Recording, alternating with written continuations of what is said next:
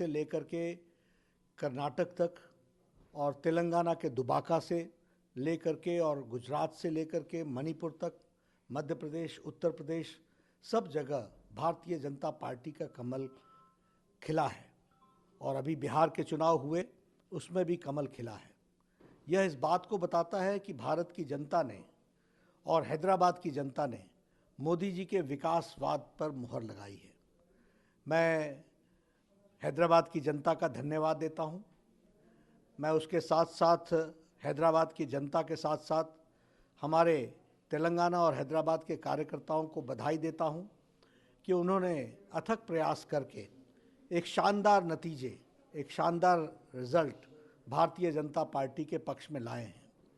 मैं यह भी कहना चाहता हूं कि संजय बंडी जी हमारे अध्यक्ष और उनके नेतृत्व में कार्यकर्ताओं ने बहुत काम किया, उनको बधाई, और पुनः हैदराबाद की जनता को बधाई।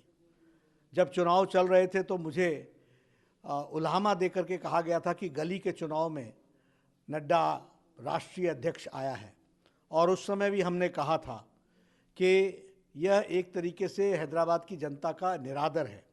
वोटर कोई भी हो, उसका समर्थन करना, उसको मजबूती प्रदान करना, यह हमारी जिम्मेवारी होती है। और हैदराबाद जहां 5 लोकसभा की सीटें हों, 24 विधानसभा की सीटें हों, 1.25 करोड़ से ज़्यादा की जनता हो, 75 लाख लोग वोट में जाने वाले हों, और उसको कहा जाए कि यह गली का चुनाव है, मैं इसे अपने दिल का चुनाव समझता हूं।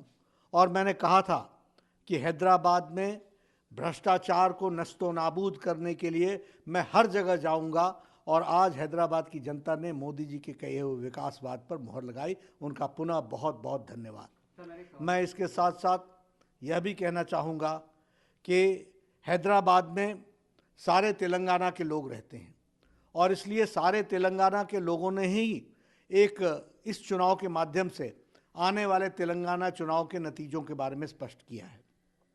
मैं पूरे विश्वास के साथ कह सकता हूं कि तेलंगाना की जनता ने भ्रष्ट केसीआर की सरकार और टीआरएस की सरकार को अलविदा कहने का समय आ गया है, और वो कहना चाह रही है। ये नतीजे बता रहे हैं।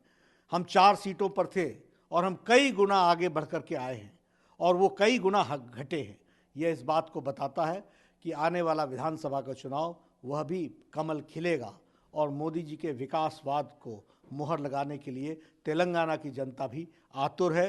अभी अभी उसने दुबाका में अपना मोहर कमल को लगाई थी, विकासवाद को मोहर लगाई थी, मोदी जी के काम को मोहर लगाई थी, और अब हैदराबाद में भी उन्होंने काम किया है, और उन्होंने भारतीय जनता पार्टी को आशीर्वाद दिया है। मेरा पुनः उनको बहुत बहुत धन्यवाद। सर, बिहार के बाद तेलंगाना, हैदराबाद, आपको लगता है जब से आपने संभाली है, अब लगता है कि सब जगह? जब से हमने नहीं संभाली है, जब से भारतीय जनता पार्टी की विकास यात्रा चली है मोदी जी के नेतृत्व में, हम एक के बाद एक स्टेट्स जीतते चले गए हैं। अमित भाई शाह जी ने भारतीय जनता पार्टी को बहुत बड़ी पार्टी बनाया है, और उसी काम को हम आगे बढ़ाने के लिए लगे हुए हैं। हम सब लोग मिलकर के, एक साथ मिलकर के पार्टी को आगे बढ़ाने में लगे हैं। पश्चिम बंगाल में भी भारतीय जनता पार्टी की विशुद्ध सरकार बनेगी। ममता जी के पाँव के नीचे से वेस्ट बंगाल की धरती खिसक चुकी है, उनको लोगों ने रिजेक्ट कर दिया गया है।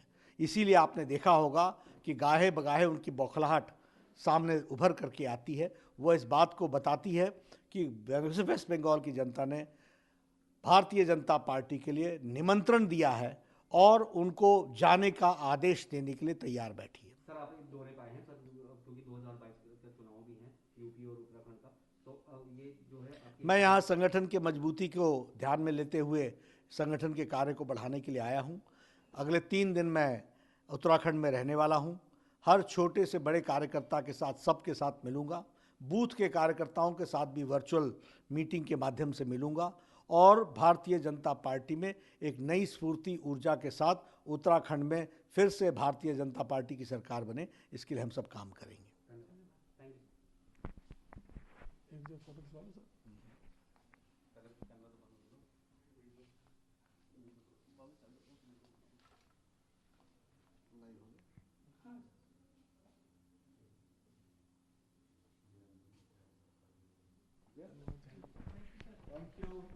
Thank you.